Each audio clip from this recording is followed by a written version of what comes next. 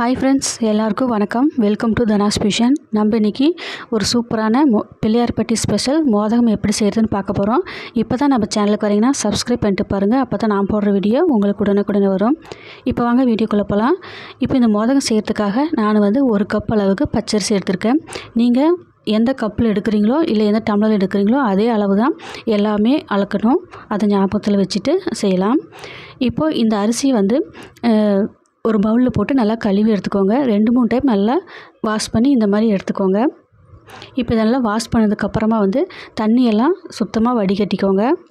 இந்த மாதிரி வடிகட்டினதுக்கப்புறமா இதை நல்லா உலர்த்திக்கலாம். இந்த மாதிரி வெள்ளை துணியில் போட்டு அரிசியை இது மாதிரி பரப்பி விட்டுருங்க. இதை ஃபேன் கடியில் வச்சு நல்லா உலர்த்திக்கலாம். வெயிலில் வச்சா ஒரு அரை மணி நேரம் வச்சுக்கோங்க. இப்போ நல்லா வளரட்டும். அடுத்ததாக இப்போ இந்த மோதகம் செய்கிறதுக்காக அடுத்ததாக எந்த கப்பில் எடுத்தோமோ அதே கப்லேயே ஒரு 1/4 கப் அளவுக்கு பாசிப்பருப்பு எடுத்துக்கோங்க. இப்போ இந்த பாசிப்பருப்பை ஒரு பேனில் போட்டு நல்லா வறுத்து எடுத்துக்கலாம். இப்போ இந்த பாசிப்பருப்பு வறுக்கிறதுன்னு பார்த்திங்கன்னா நல்லா வாசம் வரணும். அதே டைமில் கோல்டன் கலராக ஆற வரைக்கும் நல்லா வறுத்துக்கணும். அப்போ தான் இந்த மோதகம் நல்லா டேஸ்டியாக நல்லா வாசனையாகவும் இருக்கும். இப்போ மீடியம் ஃப்ளேம்லேயே வச்சு இதை நல்லா வறுத்துக்கோங்க. இப்போ பார்த்திங்கன்னா நல்லா வாசமாக வந்துட்டுருக்குது. அதே டைமில் கொஞ்சம் லைட்டாக கலர் சேஞ்ச் ஆகுது. இந்த அளவுக்கு வறுபட்டால் போதும். இது உடனே வேறு ஒரு பிளேட்டில் நம்ம ட்ரான்ஸ்ஃபர் பண்ணி எடுத்து வச்சுக்கலாம்.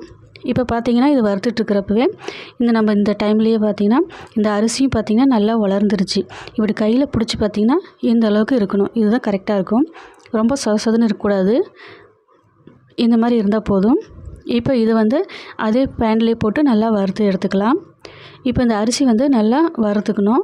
வறுக்கிறதுன்னு பார்த்திங்கன்னா பொரி அரிசி இருக்குது பார்த்திங்களா, அது மாதிரி நல்லா லைட்டாக பொரிஞ்சு வந்தால் போதும். ரொம்ப பொரியணும் அவசியம் கிடையாது. அப்படி வறுத்துக்கிட்டிங்கன்னா நல்லா வாசனையாகவும் இருக்கும். மோதகம் நல்லா டேஸ்டியாகவும் இருக்கும். இப்போ பார்த்திங்கன்னா நல்லா வறுத்தாச்சு. இப்போ அதே பிளேட்டில் போட்டு நல்லா ஆற வச்சிடலாம். இப்போ இது ஆறட்டும். அடுத்ததாக இந்த மோதகம் செய்கிறதுக்காக தண்ணி 2.5 கப் அளவு ஊற்றிக்கோங்க. ஊற்றிட்டு வெல்லம் 1.5 கப் அளவுக்கு சேர்த்திக்கோங்க.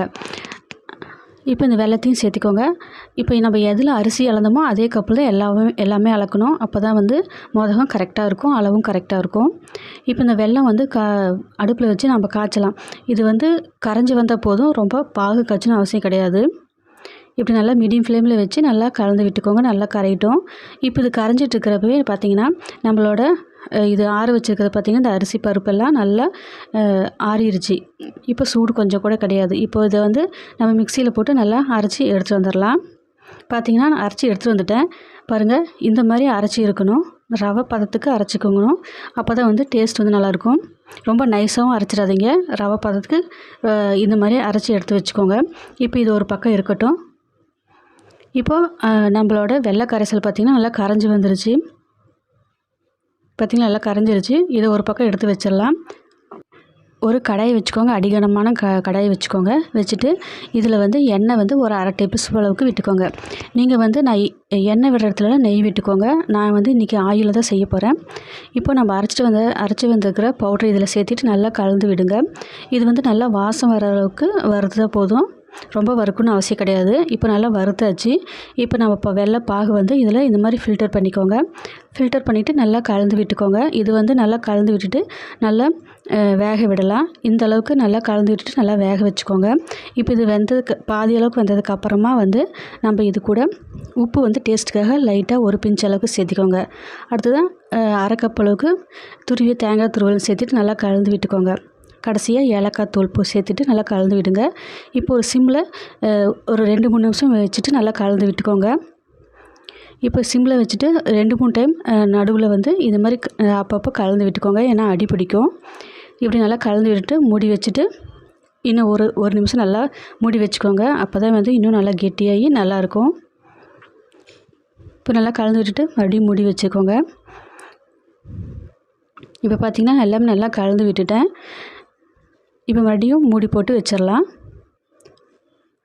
இப்படி மூடி போட்டு செய்கிறப்போ நல்லா இறுகிக்கும். மாவு நல்லா கெட்டி பதத்துக்கு வந்துடும். அதுக்காக தான் இந்த மாதிரி செய்கிறது. பார்த்திங்கன்னா இப்போ நல்லா ஓப்பன் பண்ணி பார்த்தா நல்லா கெட்டியாயிருச்சு. இப்போ ஸ்டவ் ஆஃப் பண்ணிவிட்டு இந்த இடத்துல வந்து எண்ணெய் வந்து ஒரு 1/4 டீஸ்பூன் அளவுக்கு விட்டுக்கோங்க. நீங்கள் வந்து முதல்ல சொன்ன மாதிரி நெய் விட்டுக்கோங்க. நான் வந்து நெய் விடல இன்றைக்கி. இப்போ இதெல்லாம் நல்லா கலந்து விட்டுட்டு அப்படியே வச்சிடலாம். இது வந்து சூடு ஆறுக்குது.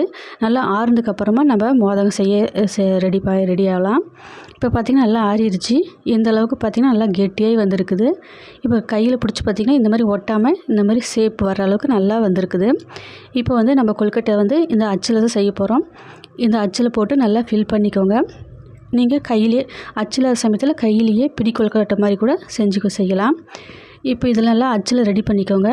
பார்த்திங்கன்னா நான் ரெடி பண்ணிட்டேன். இந்த மாதிரி எல்லா மாவையும் ரெடி பண்ணி ஒரு பக்கம் இந்த மாதிரி வச்சுட்டு இப்போ வந்து இட்லி பாத்திரத்தில் நான் இன்றைக்கி வந்து செய்ய போகிறேன். அதில் வந்து ஒரு தட்டில் துணி வச்சு அதுலேயே எல்லாத்தையும் வச்சிடலாம்.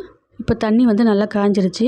ஒரு பிளேட்டில் வந்து வெள்ளை துணி வச்சு இப்போ நம்ம அச்சில் செஞ்ச மோதகத்தையெல்லாம் இதில் வச்சுருங்க. ஏற்கனவே இது வெந்ததுனால ஒரு 5 நிமிஷம் இல்லைன்னா 6 நிமிஷம் வந்து வெந்தால் போதும். ரொம்ப நேரம் வேக வேண்டாம். இப்போ இதை வச்சுட்டு நல்லா மூடி வச்சுருங்க. பார்த்திங்கன்னா இன்னும் செஞ்சதெல்லாம் மோதகத்தெல்லாம் செஞ்சு நடுவிலலாம் வச்சுட்டேன். இப்போ மூடி வச்சிடலாம். இது நல்லா வேகட்டும். பார்த்திங்கன்னா 5-6 நிமிஷம் ஆயிடுச்சு. இப்போ பார்த்திங்கன்னா நல்லா ஷைனிங்காக நல்லா வந்துருக்குது. சேஞ்சஸ் தெரியுதுங்களா? இப்போ வந்து நம்ம ஸ்டவ் ஆஃப் பண்ணிவிட்டு இது எல்லாத்தையும் வெளியில் எடுத்து வச்சு கொஞ்சம் ஆறுனதுக்கப்புறம் இன்னொரு பிளேட்டில் எடுத்து வச்சுருங்க.